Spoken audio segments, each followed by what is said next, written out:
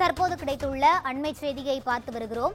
திருப்பத்தூர் மாவட்டம் வாணியம்பாடி அருகே தடுப்பூசி போட்டதால் குழந்தை உயிரிழந்ததாக கூறி உறவினர்கள் போராட்டத்தில் ஈடுபட்டு வருகின்றனர். இது தொடர்பான கூடுதல் விவரங்களை வழங்குவதற்காக எமது செய்தியாளர் ஜான்சன் இணைப்பில் இருக்கிறார்.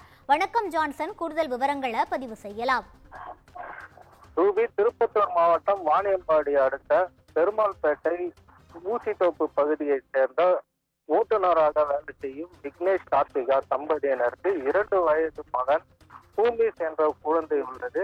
அதே பகுதியில் உள்ள அங்கன்வாடி மையத்துல நேற்று நடைபெற்ற முகாமில் 2 வயதிற்கான தடுப்பூசி போட்டதாகவும் பின்னர் குழந்தை உறங்க வைத்த நிலையில குழந்தை இழந்ததால் இன்று அதிகாலை வாணியம்பாடி அரசு மருத்துவமனைக்கு அழைத்து வந்து பரிசோதித்த பொழுது குழந்தை இறந்து விட்டதாக மருத்துவர்கள் தெரிவித்த நிலையில குழந்தையின் உடலை உறவினர்களிடம் ஒப்படைக்காமல் காவல்துறையினர் வேலூரில் உள்ள அரசு மருத்துவமனை மருத்துவக் கல்லூரியில் பிரேத பரிசோதனைக்காக எடுத்து வந்ததை கண்டித்து வாணியம்பாடியில் இருந்து வேலூர் அடுக்கம்பாறை வரை சுமார் 70 கிலோமீட்டர் தூரம் ஆம்புலன்ஸில் துரத்தி வந்த உறவினர்கள் தற்பொழுது அடுக்கம்பாறை பகுதியில் உள்ள ஆம்புலன்ஸை வழிமறித்து குழந்தையின் உடலை கேட்டு தடுப்பூசி போட்டதால் தான் குழந்தை இறந்ததாக கூறியும் இதற்கு உரிய நீதி வேண்டும் என கோரியும்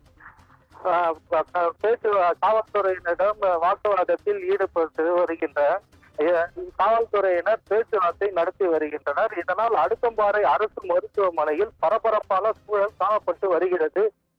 ரூபி,